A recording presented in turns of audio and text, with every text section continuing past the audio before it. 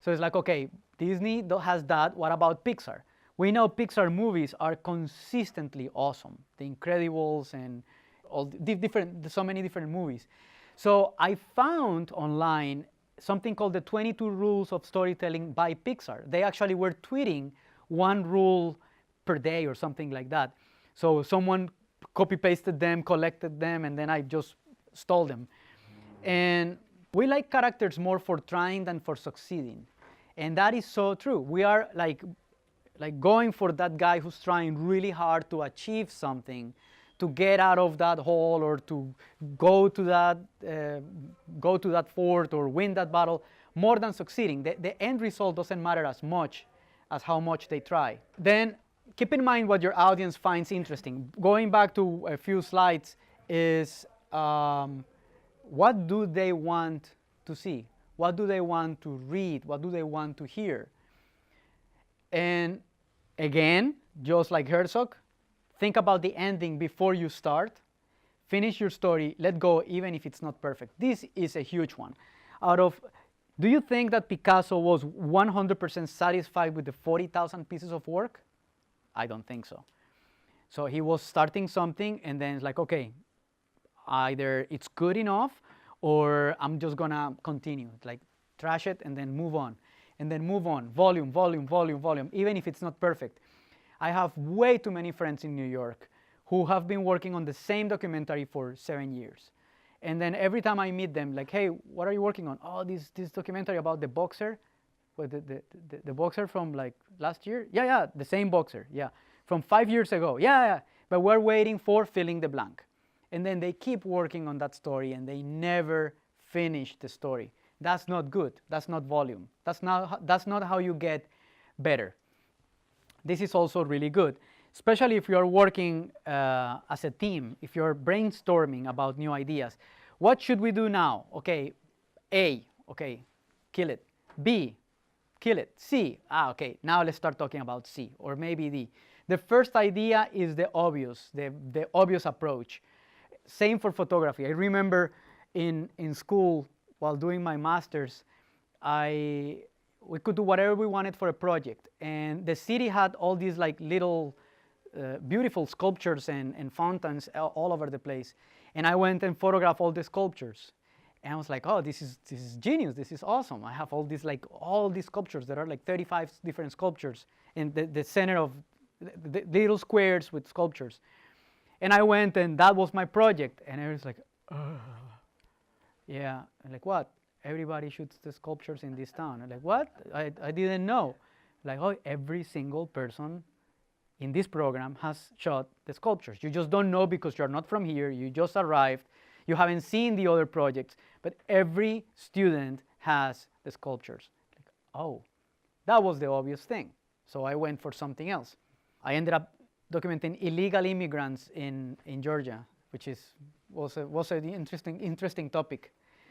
No work is ever wasted. I really believe this. During our sabbatical around the world, I shot a lot, and I did a lot.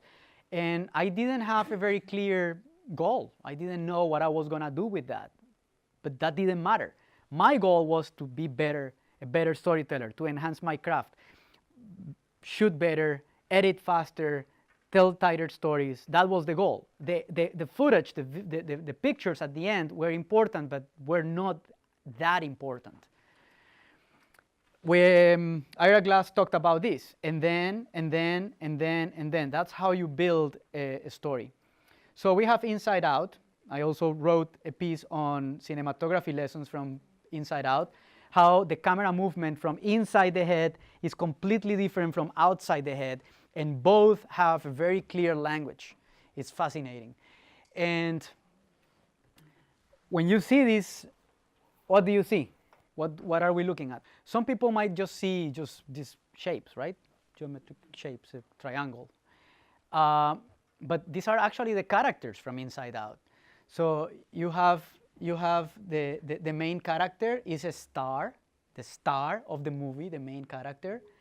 Then you have the sadness, which is a tear, blue, right? You have anger, a square, a red brick, red, square.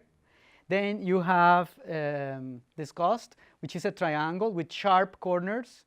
It can like pinch you. And then you have fear. It's always a question. It's a question mark. And then from these very basic shapes, you have a multi-billion franchise called Inside Out. And I was like, okay, well, that's clever. But what else can we learn from Pixar? What else? How can they have a film like Inside Out and then have The Incredibles and then have like Toy Story? How do they do it? How do they manage creativity and how do they feed creativity? Because it's a large corporation. They keep hiring people. It's not like 4 people. So I found this book, Creativity Inc., written by the president, Ed Catmull. And I also shared this. And it's fascinating because it's the bestseller #1 on Amazon, as in the section for entertainment and also in the section for business. So a lot of CEOs and presidents all around the world are learning on how to be creative and how to lead creative enterprises through Pixar. So the first lesson I got from Pixar is information without emotion isn't retained. We talked about stats. One thing is to tell you about data, numbers, and one is just make you connect with those numbers. The 50% of my friends have AIDS. You're connected with that and you remember that. Brain games, you're connected. You were tricked 3 times and then 37 times with the ad. Now we're connected with the show. It's just not yet another show. Info without information is not retained. Start with a great ending. Third person to say that, Herzog and then Pixar. Start with the end. Tell a compelling story that is unpredictable. Very much the same as before. Don't start with A, don't use B, start thinking about C or D. That's what is gonna be interesting. But even though the story is unpredictable, place the story in a believable world. Every single thing we see from Pixar, we believe it. We believe WALL-E, we believe Toy Story, we believe Inside Out, we believe those stories. More characteristics, so this kind of, they work. They build the character, present the character, give the character a big task, and then put all these obstacles in front of the character. And why should we care? Why should we care? So in Toy Story, WALL-E and Nemo, we have the mission for Woody is to do what is best for Andy. Whatever it takes, he needs to do whatever is best for Andy. That's his mission. And throughout the 90-minute film or whatever long it is, that's his goal.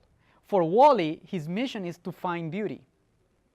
This is according to Pixar. You might think different, but that's what Pixar says. That's WALL-E's mission. Find beauty. He's always looking for beauty. So when he finds Eva, he's just go nuts, right?